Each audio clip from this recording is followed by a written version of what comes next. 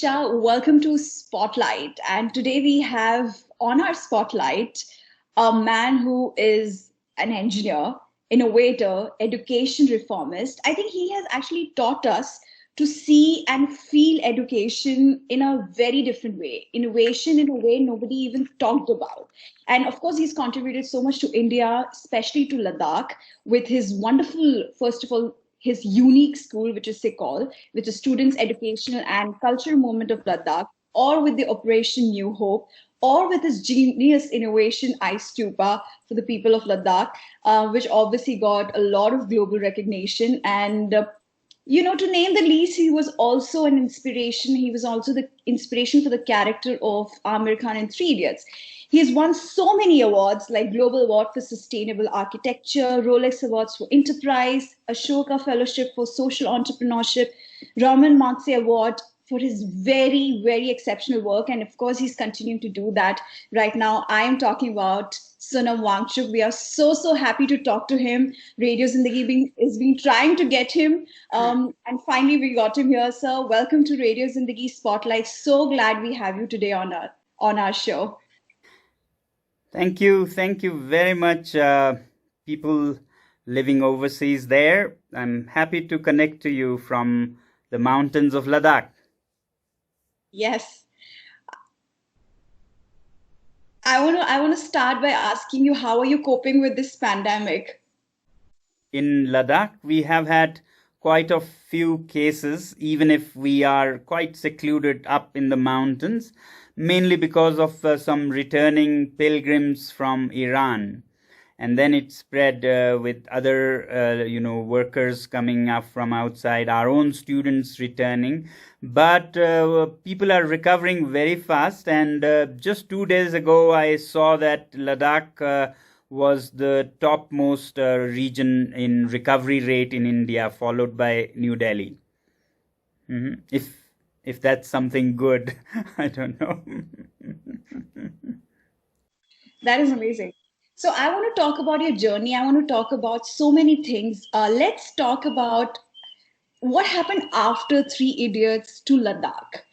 It's like people figured out, oh my God, Ladakh is also a tourist destination, and after Three Idiots in 2009, you will not believe Ladakh tourism just went like, it just shot up. Like 2001 was 1,79,491 tourists.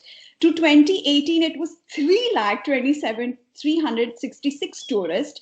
And the Pangong Lake, which is obviously the key, which was the attraction, they were like yellow scooters all over. But what people did not realize, that the yellow scooters were also there flooding with pictures, but also the garbage, the wastage, everything was also flooding Ladakh. I'm going to come to 2019 and 2020. But tell me, how did it impact the ecological system of Ladakh in those years, particularly on those years? So yeah, Ladakh is a very fragile and sensitive region. It's a desert, high altitude ecology. So it has a carrying capacity that is limited. Add to that, when it is not very well planned, the tourism happens in concentrated doses. In the city of Leh, which is like 5 square kilometers in area, you get this 3 lakh people landing. And this Pangong, of course, thousands of people almost every day. So it was a challenge with a lot of garbage that would come for the tourists, and the unpreparedness of the local system to deal with it.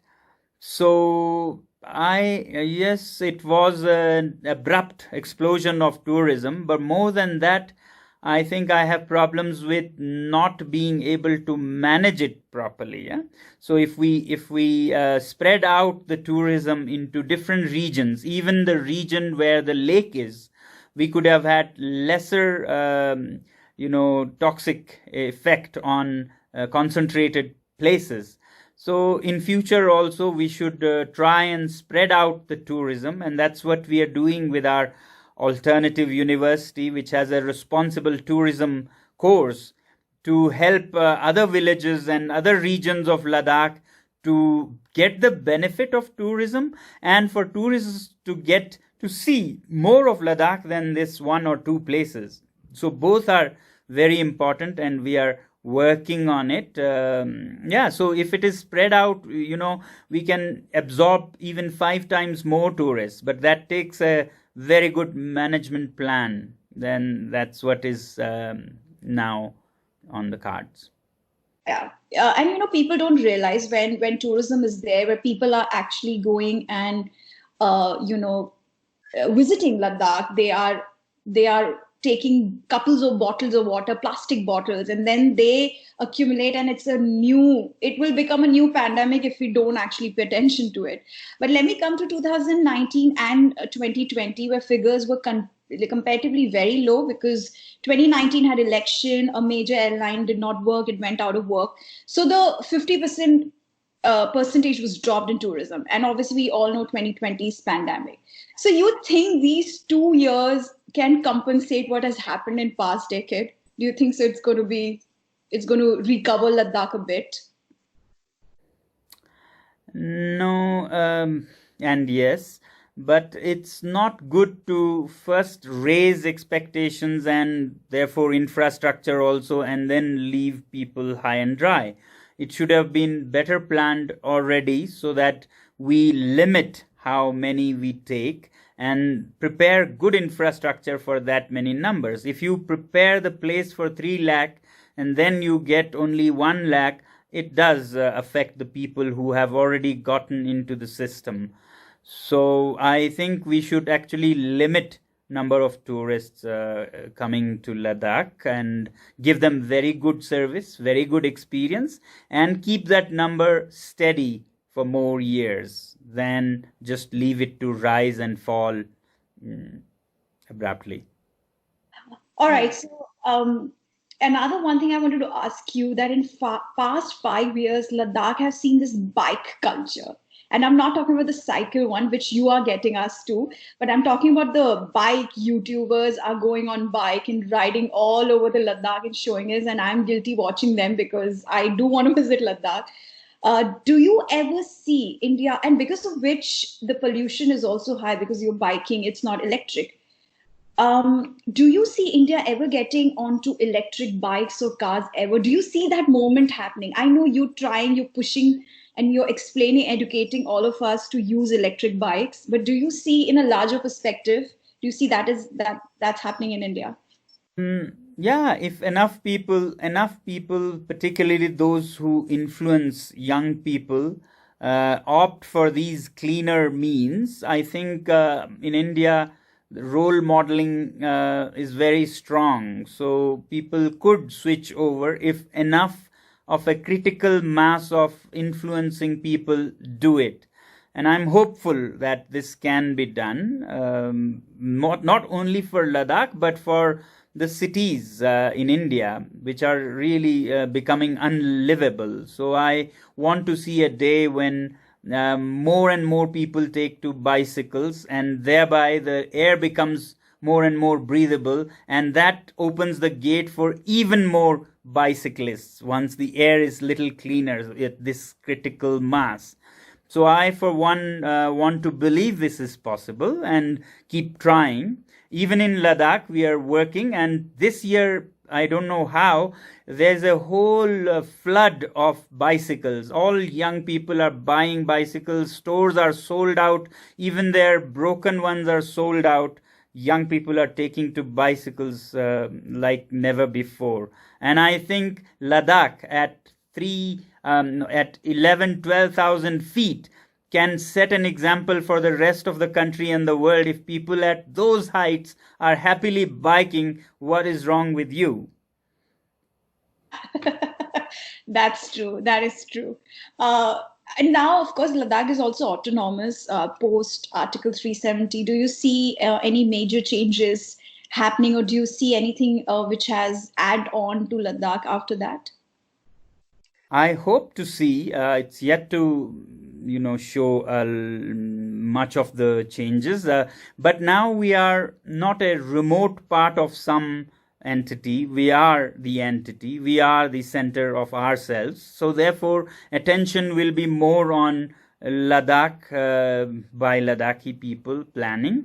So therefore, I'm sure things will improve. One of the reasons why COVID was very well arrested in Ladakh was because all the system administration were all actively taking control of the situation, whereas earlier we were like a tiny district, tiny in population, I mean, of a state that was itself somewhat off the mainstream. So we were like from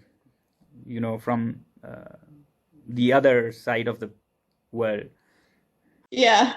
Talking about other side of the world, let's shift your world when you were very small. You started with, you started your education, or you also felt alien somehow. You started with Srinagar, you went to France. So you see, there's like that's a world itself. But tell me, आप इतने जगह पे आपने education लिया, कौन सी वो जगह थी where you felt like this has given me more knowledge, innovation wise or like architecture wise? What was that place which made you feel like, okay, I need to do something? Oh, each place was important in their own ways. In Srinagar, I had very bad teachers. It was the darkest time of my year, but then that's what inspired me to work in the field of education, because I could see what a bad school can do.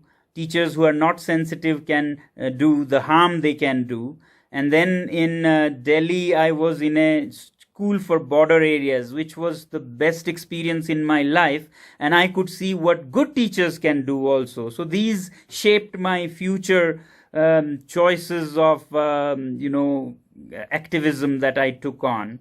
Then in engineering, it was full of things that I was really interested in: solar energy, renewable energies of all kinds.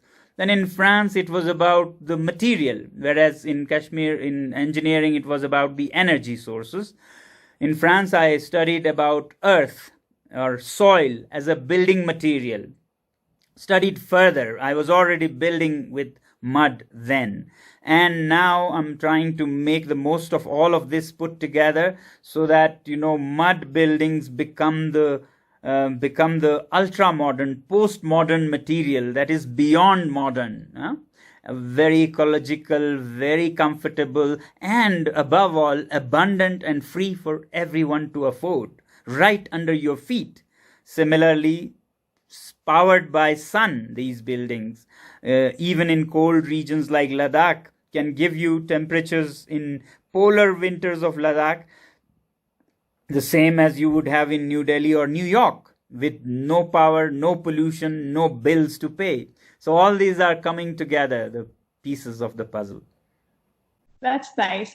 Tell me one thing, आपको जो उस समय लगता था कि school में ये चीज चेंज होनी चाहिए in education system, but sadly वो अभी भी exist करती है. Somehow you feel अभी भी वो चीज है. Is there anything you feel should change now? बिल्कुल, सब कुछ चेंज ही होने की ज़रूरत में है. हम यहाँ पर प्रयोग करते आए हैं, एक्सपेरिमेंट्स करते आए हैं, और हमें बहुत पता लग रहा है कि होनहार बच्चे तो छोड़िए, जो नालायक कहलाए जाते हैं उनमें भी बहुत कुछ अंदर है और वो बहुत कर सकते हैं. तो इस सिस्टम को बदलना होगा ताकि हम बिना कारण के खामखा आधे बच्चों को नालायक बना के छोड़ देते हैं, एक तरह से हैंडीकैप कर देते हैं स्कूल के अंदर. उनके क्यूरियोसिटी को मार डालते हैं, उनके इनिशिएटिव को ख़त्म कर देते हैं, फिर उनके बाद उनको एक ठप्पा लगा के छोड़ देते हैं कि आप फेलियर्स हो या आप टॉपर्स नहीं हो. तो ये सब बदलने की ज़रूरत है, मगर उसके लिए स्कूल या टीचर्स या प्रिंसिपल्स को बदलने से ज़्यादा लोगों को और उनकी मानसिकताओं को, माइंडसेट्स को बदलने की ज़रूरत है. जब माइंडसेट्स बदलेंगे तो बदलाव खुद ही आ जाती है. तो फिर तो सरकार भी वही करती है जो लोगों की चाहत हो. तो ये चाहत लोगों की जो है, डेमोक्रेटिक डिज़ायर, वो बदलने की ज़रूरत है जनता के स्तर पर. उसका हम कोशिश कर रहे हैं कि लोग भी इसकी ज़रूरत देखें, वरना हम सिर्फ किसी मिनिस्टर या किसी कमिश्नर के साथ काम करें या किसी प्रिंसिपल या किसी टीचर के साथ काम करें, वो टिकाऊ नहीं होगी। वो फिर उस प्रिंसिपल या उस मिनिस्टर के साथ जब वो चले जाएंगे तो सब कुछ चला जाएगा, जब तक कि जनता ना उसकी ज़रूरत महसूस करे। आपने जब आपका स्कूल शुरू किया 1988 में, इतना यूनिक स्कूल है, एंड बिलीव मी जब मैंने उसके बारे में पढ़ा है, वाज लाइक इन्होंने आपको कितने लोगों ने आके बोला कि ये आप क्या कर रहे हो, ये फीजिबल नहीं होने वाला है ये school, how many people came up to you, because people are always there to comment but nobody sees a vision, so please do tell us about that. Yeah, so I would go around asking people before starting any project, what do you think? In most cases, they would say this is not possible. They would give their inputs, which I would happily take. But the not possible part, I would take inspiration from this Hindi kahawat, suno sabki karo apni. So, and then, yes, when you do it with a strong volition and desire, it works finally. Mm-hmm. Yeah, but it had to take so much guts to start a school and then to take it to this level. Definitely आपने इसको बहुत अच्छे से follow किया है कि सुनो सबकी और करो खुद की.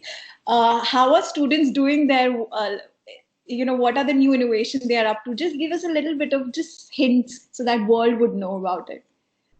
Well, right now, the new batch has just started coming. We had to close because of the pandemic, so there's nothing new happening right now. But at our alternative university, we have had students online and also offline, and they are working on various mud bricks that can be mass produced very cheaply and are insulating at the same time as they are affordable. And they use, one thing we are working right now is a new material, not really new, it's ancient, but a new usage of building material made with the mix of a very fine clay with straw. Yeah, so straw reinforced clay doesn't sound as glamorous as fiber reinforced plastic, FRP, or carbon fiber, but the principle, believe me, is the same. Fiber reinforced clay. If I call it FRC, maybe it sounds better. So the fiber in this case is rice straw that comes from Punjab, where it would have been burnt otherwise, polluting the whole region of central and north India, polluting Delhi and so on. We are rescuing all that straw and bringing them to Ladakh, loaded with high density material like steel and cement, so that the transportation doesn't cause pollution or even cost. It almost comes free because we are matching with high density material that would hardly occupy any space in the trucks, and they get here rescued from burning in Punjab and polluting Punjab, and then here they become building blocks that are so insulating that they cut pollution a second time by making Ladakhi houses not use fire for heating. So it cuts pollution in Punjab, it cuts pollution in Ladakh, and it becomes a building material that is eternally reusable. So in 100 years, if the owner wants to change the house, all they have to do is mix water, reshape it, and build again for next 200 years. Yeah. Yeah, wow. I was thinking, आपके दिमाग में innovation मतलब ये कैसे आते हैं कि we should start doing these things, because this is actually kind of inexpensive and it is great for the environment. So that's another bonus to it. Another question, obviously, I have to ask you, because it is such a genius innovation, is ice stupa. And for the people who don't know, Ladakh is completely dependent on snowfall for water consumption, because वहाँ बारिश नहीं होती इतनी, and because of climate change and everything going around in the world, the glaciers started, melting soon. And so you came up with ice stupa, like. People would not even think about it. And if you haven't seen it, you have to go and at least watch a YouTube video on it. It's mind blowing. I'm glad it got the global recognition. But what was I know the inspiration, it came from the water consumption and water, shortage in Ladakh, where people literally started fighting for water. But where did it come from? Like, how did you think of, using those old thorn plants and trees and making it into this huge artificial glacier? Please do tell us. Well, it's an ancient tradition or an art, maybe hundreds of year old. I grew up hearing about something that our ancestors did, although the science behind it is hardly understood. So, inspired by that and inspired by some other Ladakhi people, like somebody called Abba Norfelle, who was playing with the idea of freezing the water in winter so that it can stay till springtime. So, what it is that in Ladakh, in winter there is no farming, it's so cold. So, a little water that flows in the streams keeps flowing in winter without being used at all. It just joins the Indus River and then finally gets to the Arabian Sea. Okay, but in springtime when people really need water, farming starts and there is only a trickle in the stream and there are conflicts around water. We are dependent on snow and glaciers. Glaciers are these ancient snow collections, snow fields, yeah, which are hundreds of years old, but they melt only in July and August. So, in between, May and June are a critical time when you need water and there is no water. So, that's when I came up with the idea of making cones of ice that are made in winter when it is very, very cold anyway and freezing is easy. But because of the geometric shape of a cone, which has low surface area for the volume, it lasts till late into the spring, yeah, without melting like other ice and snow, which goes away by March prematurely because we need it in May and June. So, with this conical shape, the geometry works in a way that there's minimum surface area for the sun to melt it and maximum volume for the farmers to get. And that makes it last till May and June when it slowly melts and the water is available for trees and for farms. So that's the idea, but the idea is really not very complicated. It comes from like middle school science, yeah, and maths, which says shapes like spheres, hemispheres, and cones have low surface area for the given volume. That's what it uses, and thereby it doesn't melt in the summer sun or spring sun. The other idea is while making it, we don't use any power or fuel or pollution or nothing. We use only gravity, again using a middle school science principle that water maintains its level always. Yeah, very simple principle. But when you use it in a pipe that you put upstream, because in the mountains there is always an upstream and downstream. So if you put a pipe upstream and bring it down to a desert where you want to green the desert, the pipe is under pressure with the water inside wanting to go to the level of the inlet. And with this pressure, you just put a fountain which sprays the water up into the minus 20 air. There it loses its what we call latent heat. Ninth grade science, mostly memorized and written in exams, but not much more.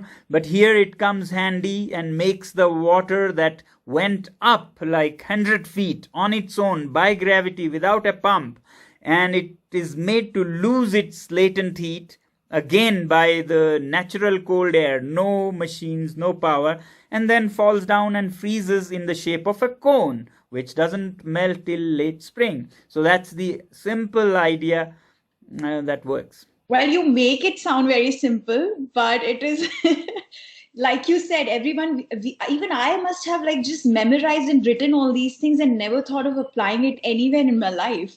So I think that's exactly what the difference is, where you taught us to just don't ratto, but understand what you are actually learning in school. So that's another, I think it's a genius thing. Coming on a lighter topic, obviously, um, when people go and visit Ladakh, all they do is just eat Maggie, which is so sad.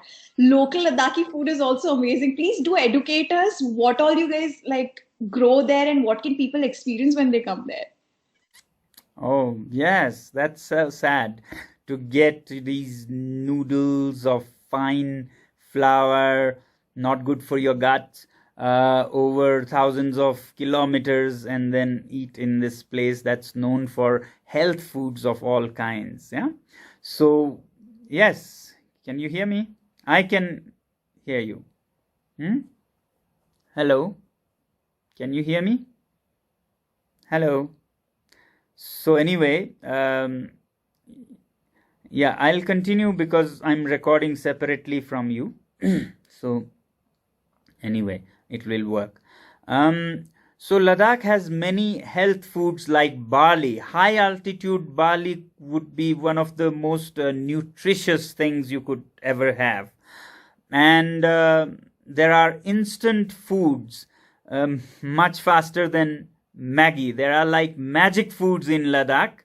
Barley flour is the only flour that you can eat just like flour, and it's so good. It's already roasted, cooked, so it's amazing to eat it directly.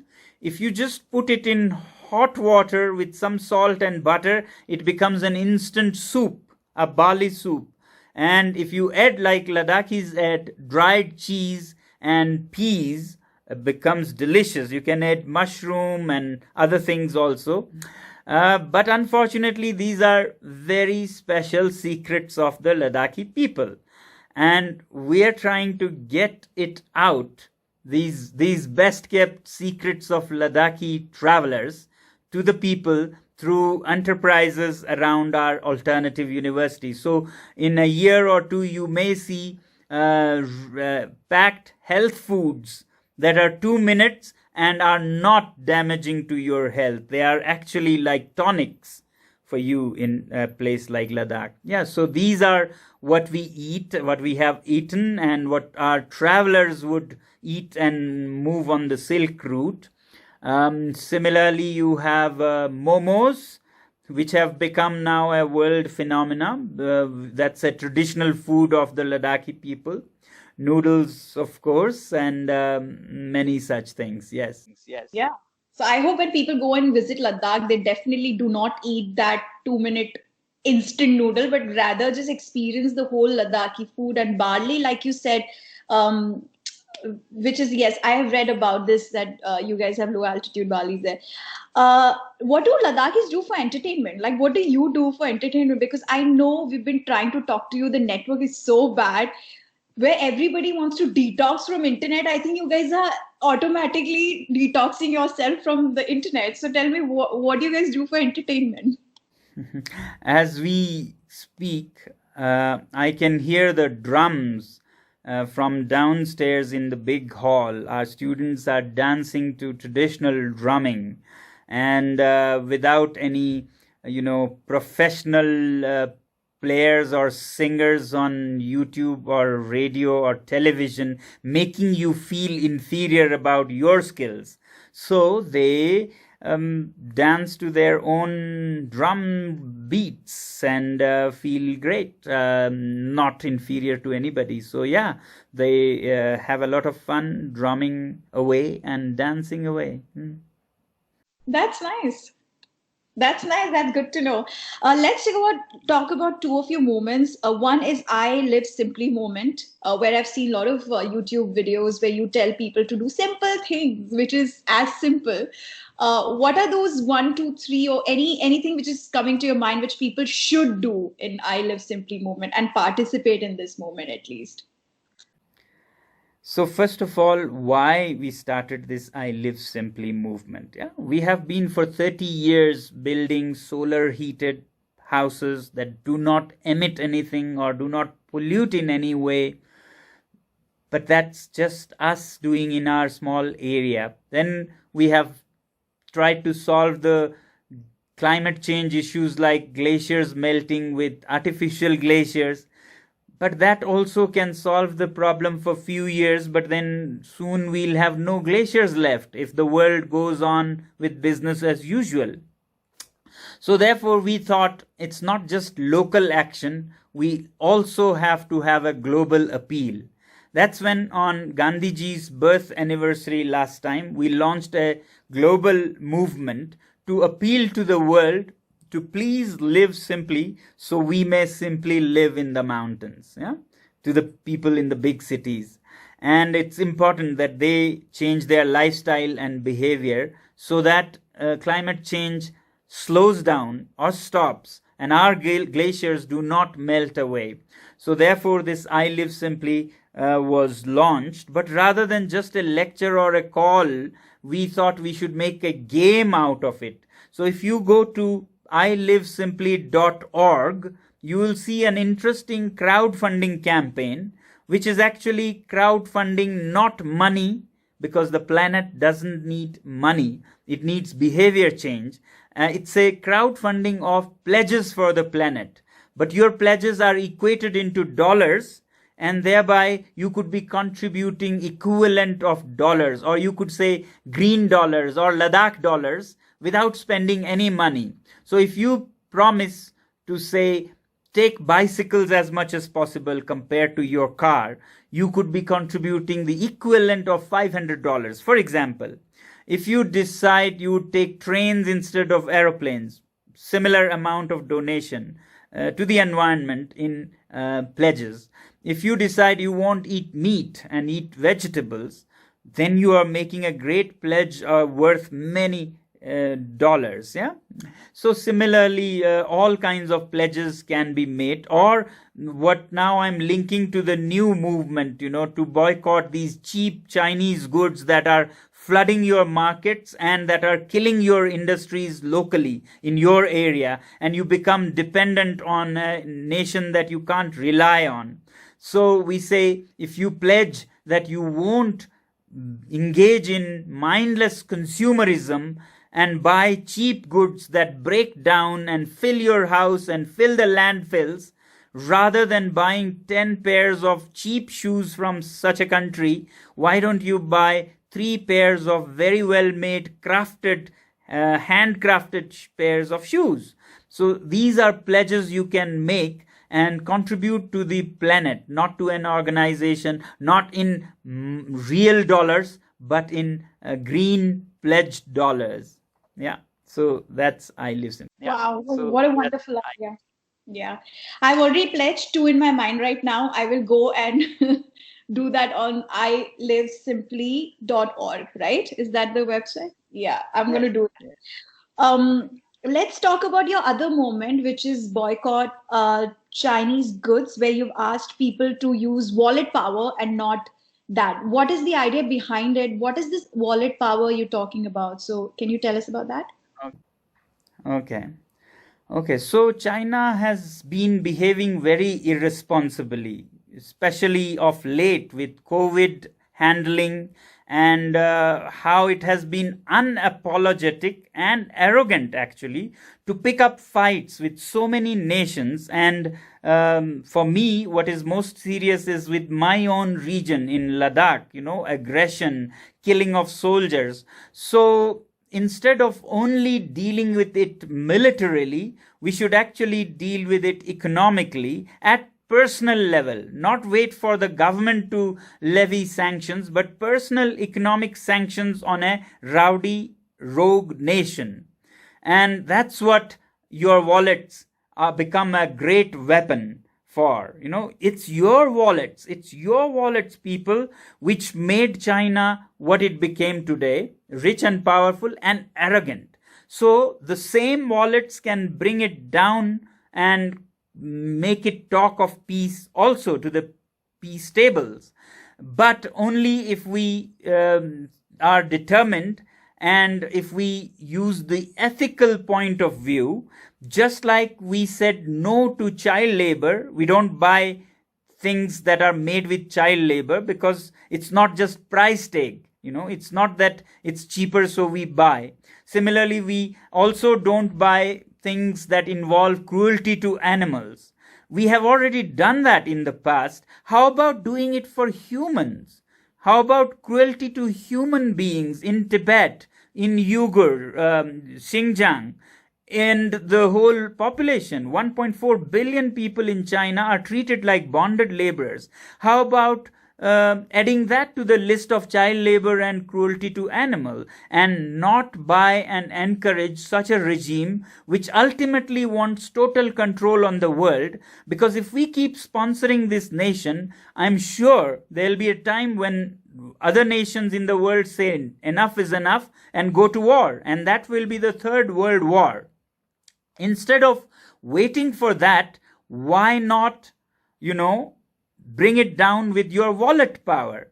So if you could learn more about this on my YouTube. There's a video called Help Me Change China, and there's another one about BMIC virus, boycott made in China virus. This explains, and I would like to request your listeners to share it as much as possible in your region, in your country, so that this is not a movement just in India. It may have started in India, but its impact will be felt only when most citizens of the world really come on board, and that's when China will start talking sense and mending its ways. And it's very much in the hands of the citizens. Let's not wait for a government to take an action. Yeah. So people, you can definitely go to YouTube and you can see a lot of his videos where he talks about this moment, where he talks about other moments as well. But right now, if you're interested in this, go. Your recent videos about Tarchit. Oh my God, what a gorgeous place it is. I was like, I have to go to this place. That's the beauty of YouTube, and that's the beauty of technology, where you connect with us and, we can see all these lovely, lovely places sitting at our homes. Tell me, before we wrap up, I'm going to ask you this. बचपन का कोई ऐसा project है जो you thought you wanted to do it, but you still have that in your mind कि मैं करूँगा कभी पूरा? Yes. Oh, my biggest vision, I would say, is to bring glory back to India. The glory of its ancient wisdom and ethos that were world leading, that were leading the world in a nice and harmonious and ecologically sound way. Today we have fallen for cheap, principles of economics, which is mindless consumerism and productionism, which is not leaving us happy at the end and actually destroying the whole planet. So I would like, the simplicity that we stressed in India, that like Buddha said, for a human being, a greater achievement is to conquer a single desire than to fulfill 1,000 desires. That kind of philosophy should guide our path on this planet. That's when there'll be happiness and harmony. So I would like to bring back that glory and that confidence in the nation. Wow, amazing. I think that is my dream as well, to at least contribute something to the earth, Mother Nature, or the environment, to do something better. There are people who don't take climate change very seriously. They don't understand the subject. What do you want to tell them? If you've given just one sentence, anything you want to just tell them? No, I think if we don't take the climate and the planet seriously, it won't also take us seriously, and we'll be removed from the planet like mosquitoes from a fly from a cup of water. So it's better in our interest to understand how things play, that they are more complex than just me and myself attitude that we often carry. That we are not us alone, and we are not even human beings alone. We are a lot of other species on this planet, and all of them have a right to this planet. Yeah, absolutely. It was such a pleasure talking to you. I'm so honored to talk to you because we have talked about pretty much everything I wanted to ask you. And I hope that, not only Ladakh, but also India sees the moment you have started and contribute in it, and we can all take it forward. Thank you so much for talking to us and taking this time out. I know it was not easy with the network and everything, but thank you so much for talking to us. Thank you very much. Thank you. And thank you, all the listeners. Please do take action and take charge of things around you. Thank you.